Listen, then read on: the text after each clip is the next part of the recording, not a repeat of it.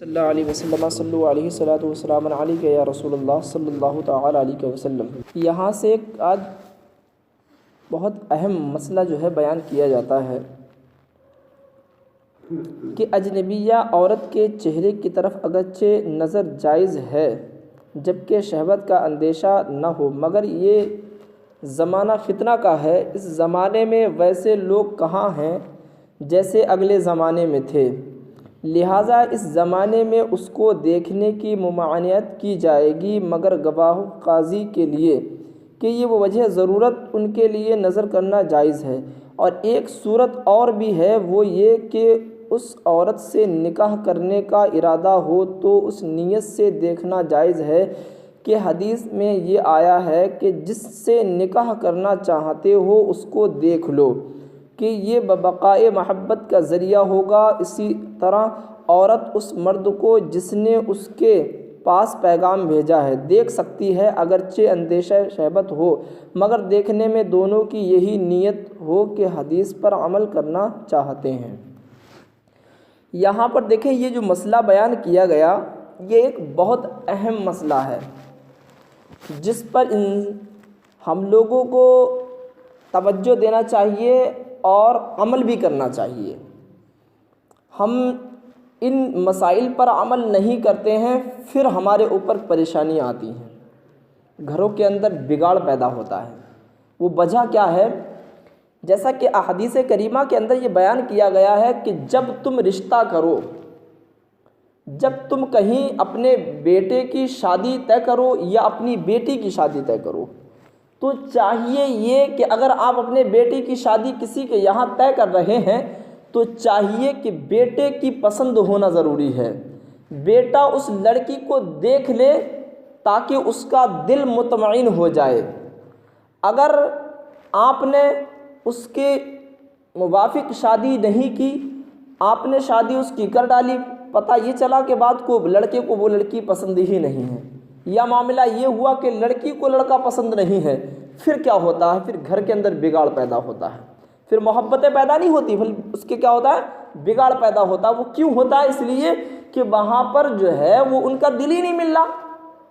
وہ چاہتی کسی اور کو تھی، وہ چاہتی ایسا بھی مطلب کوئی عجیب دوسرے قسم کا لڑکا، کہ لڑکا کچھ الگ طریقے کا ہونا چاہیے۔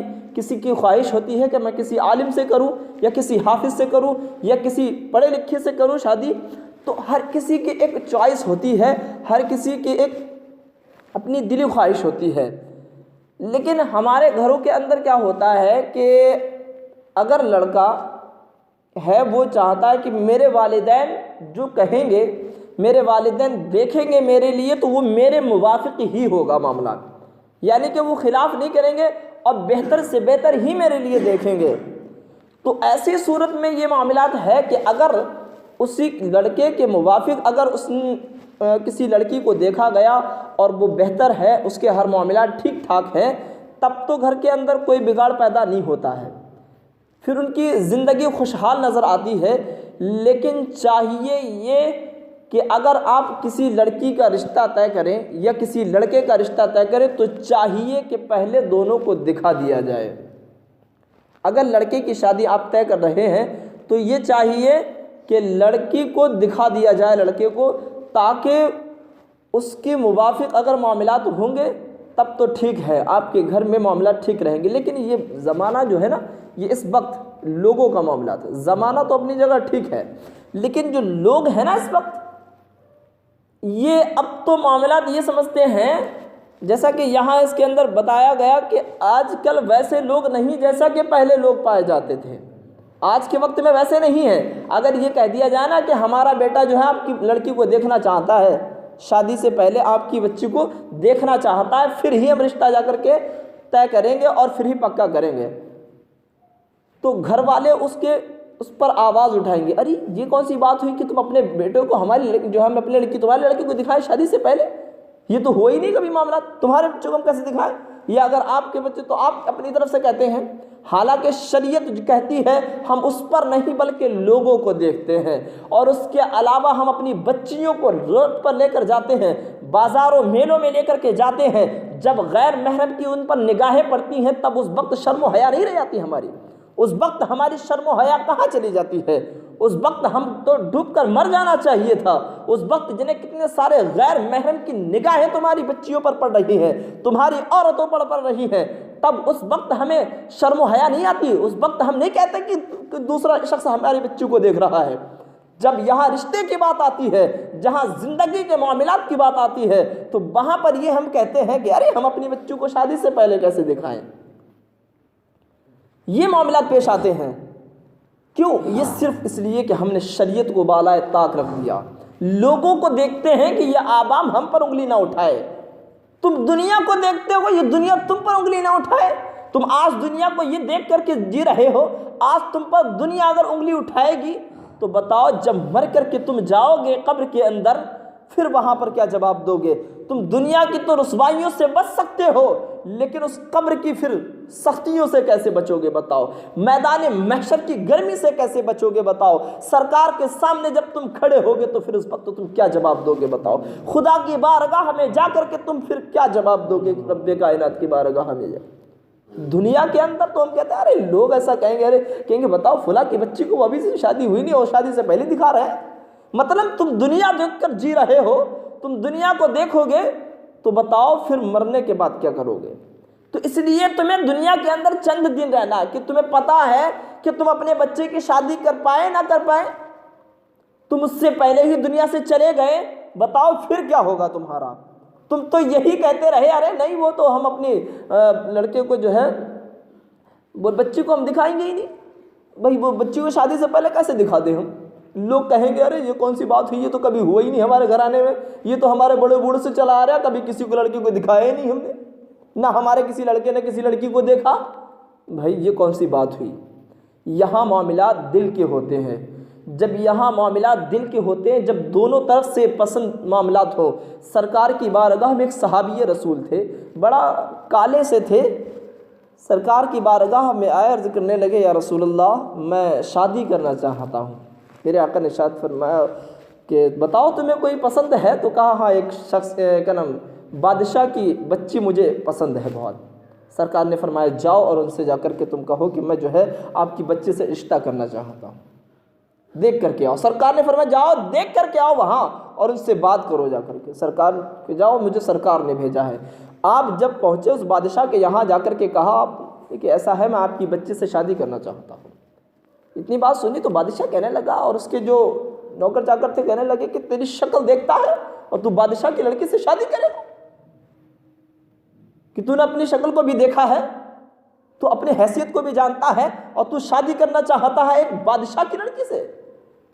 تو وہ فرماتے ہیں صحابی رسول کا مجھے نبی پاک صلی اللہ علیہ وسلم نے بھیجا ہے۔ سبحان اللہ، میں آپ کی بچی کو پسند کرتا ہوں۔ اس لیے جب اتنی بات جا کر کے یہ آپ کی شہزادی کو جب بتایا گیا، جب بادشاہ کی یہ شہزادی کو بتایا گیا کہ ایک نبی کا دیوانہ آیا ہے جو تجھ سے شادی کرنا چاہتا ہے، کہا کس نے بھیجا ہے اسے؟ تو جب اتنی بات سنی کہا اسے نبی پاک صلی اللہ علیہ وسلم نے بھیجا ہے۔ سبحان اللہ، کہا اس کو پکی کر دیا، ہاں کہہ دیا جائے۔ سبحان اللہ، دیکھیں نبی پاک صلی اللہ علیہ وسلم نے بھیجا کہ جاؤ صحابی رسول تم جا کر کے بات کر کے آؤ، خود دیکھ کر کے۔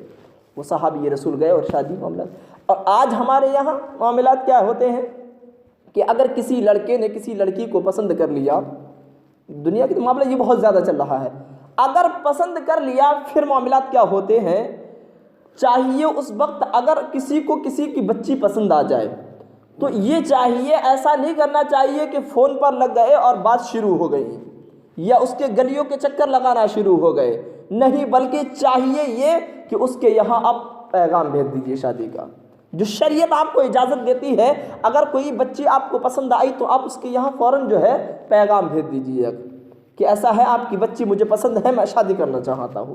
پھر اس کے گھر والے جو چاہیں گے وہ بہتر سمجھیں گے۔